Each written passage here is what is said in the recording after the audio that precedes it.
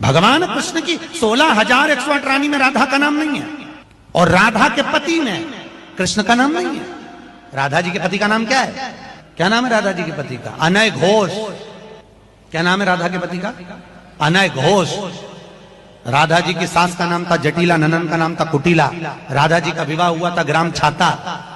कहां की रहने वाली थी राधा? जम के बोलो। है बरसाना।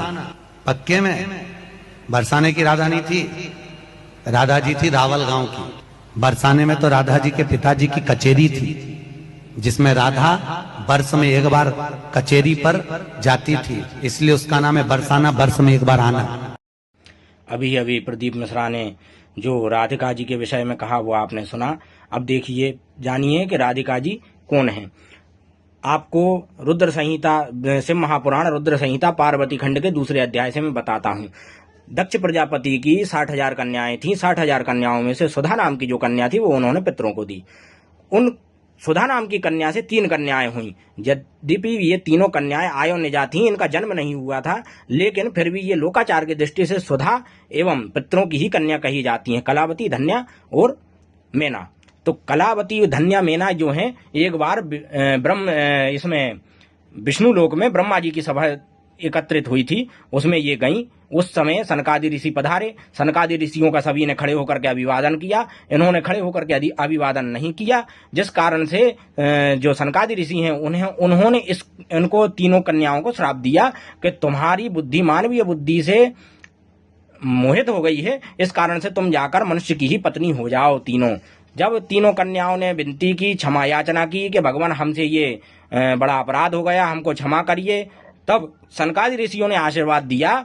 क्या आशीर्वाद दिया? कि मेना को आशीर्वाद दिया कि तुम राजा हिमाचल की पत्नी, हिमालय पर्वत की पत्नी हो जाओगी, और तुमसे पार्वती जी का जन्म होगा, जिनका विवाह भगवान शिव से होगा।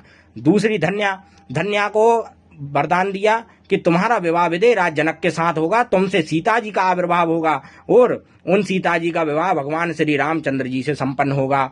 और जो कलावती थी, कलावती को क्या आशीर्वाद दिया कि तुम्हारा विवाह सुचंद्र से होगा, अगले जन्म में तुम वृषभान और कीर्ति के रूप में तुम लोग प्रकट होगे, और तुम्हारे गर्भ से राधिका जी, भगवान की प्रियतमा, नंदन की प्रियतमा, भगवान कृष्ण की पत्नी राधिका जी का आविर्भाव होगा, जिनका विवाह श्री कृष्ण के साथ संपन्न होगा।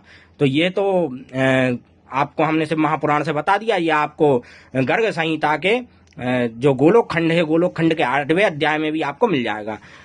अब जो है गोलोक खंड का जो 16वां अध्याय है, गोलोक खंड के 16वें अध्याय में गर्ग संहिता में भगवान के विवाह का विस्तार से वर्णन है।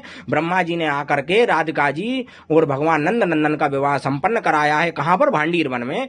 और भगवान ब्रह्मा जी जो हैं स्तुति करते हुए क्या कहते हैं कि हे भगवती राधिका, जिस समय भगवान राम रूप, उनके सभी अवतारों का जिस समय भगवान जो अवतार लेते हैं, आप उस रूप में उनकी शक्ति के रूप में उनके साथ जो है विराजमान हो जाती हो। जैसे भगवान राम जब राम रूप धारण करते हैं तो आप सीता हो जाती हो, भगवान विष्णु जब शेष सैया पे विष्णु रूप धारण करते हैं तो आप लक्ष्मी हो जाती हो, जब भगवान नंदन कृष्ण रूप अवतार धारण करते हैं तो आप राधिका हो जाती हो। ये स्थिति करते हुए कि आप तो जो है गोलोक धाम में सदा से पति पत्नी हो, आप भगवान की प्रिय पत्नी हो, इसलिए जो है ये जो विवाह में संपन्न करा रहा हूं, ये लोकाचार की दृष्टि से संपन्न करा रहा हूं। क्यों संपन्न करा रहा हूं?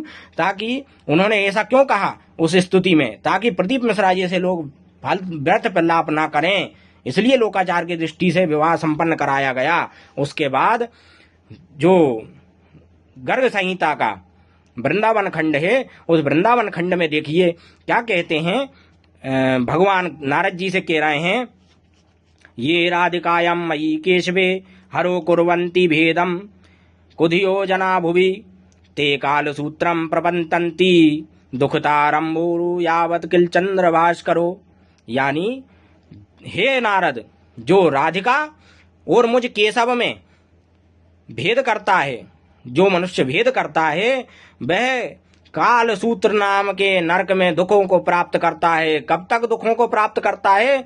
जब तक ये चंद्रमा और सूर्य का साम्राज्य जब तक है, जब तक सूर्य वो चंद्रमा है, तब तक वह काल सूत्र नाम के नरक में दुखों को प्राप्त करता है। तो ये भगवान उनसे कह रहे हैं, यानी जहां भगवान कृष्ण का स्मरण किया जाता है वहां राधिका जी स्वतः ही आ जाती हों, जहां राधिका जी का स्मरण किया जाता वहां भगवान स्वतः ही हैं। ये अलग अलग नहीं है, ये एक ही हैं। ये व्यर्थ के प्रलापों में नहीं पढ़ना चाहिए कि कोई कह रहा है कि राधिका के पति वो थे, कृष्ण की पत्नियों में राधा का नाम नहीं था। ये सब व्यर्थ की बातें हैं, इनमें ना पढ़ें। ऐसे लोग स्वयं तो कालसूत्र नाम के नरक में जाएंगे ही जाएंगे, लेकिन वो उनको भी ले जाएंगे जिनको वो कथा सुना रहे हैं। ऐसे व्यासों से, ऐसे धूर्त कथावाचकों से दूरी बनाए रखें और इनसे सावधान रहें। सभी को ओम नमो नारायण, हर हर महादेव।